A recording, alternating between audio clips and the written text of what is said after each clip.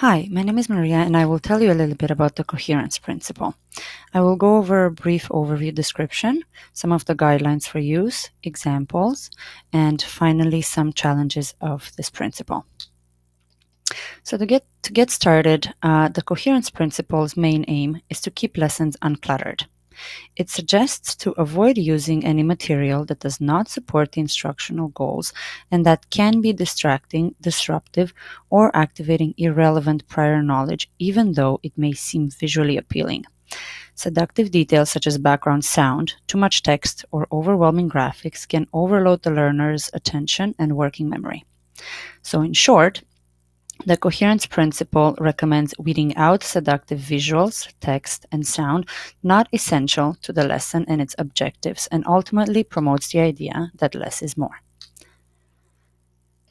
So the first guideline for use is to avoid extraneous audio.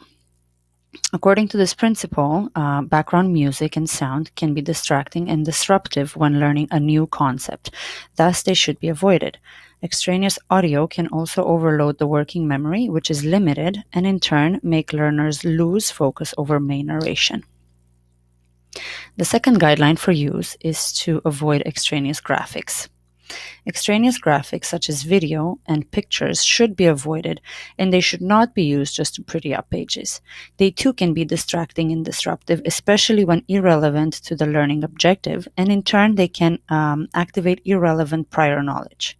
Extraneous graphics prevent the learner from processing essential information and hinder him or her from making sense of the information on his or her own. And finally, the third guideline for use is to avoid extraneous words. Extraneous words and text should also be avoided, as screen real estate and bandwidth are limited, and they too overload the working memory.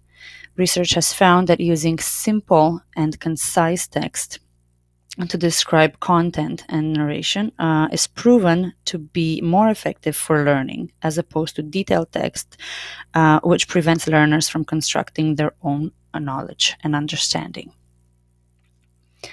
So moving on to some examples. The first example here is with regards to extraneous graphics.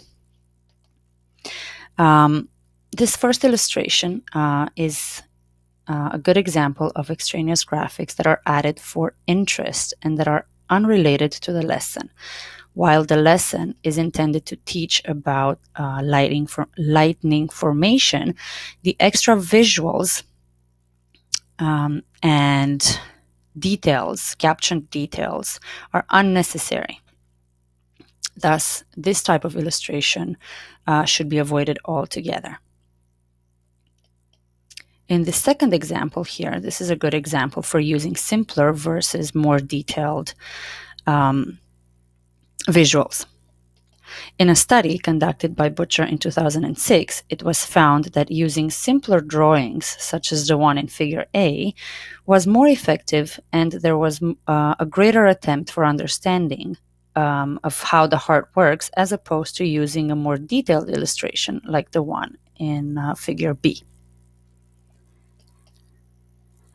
And finally, an example about using extraneous words, where the aim was to promote learning of a targeted material, and namely using spreadsheets.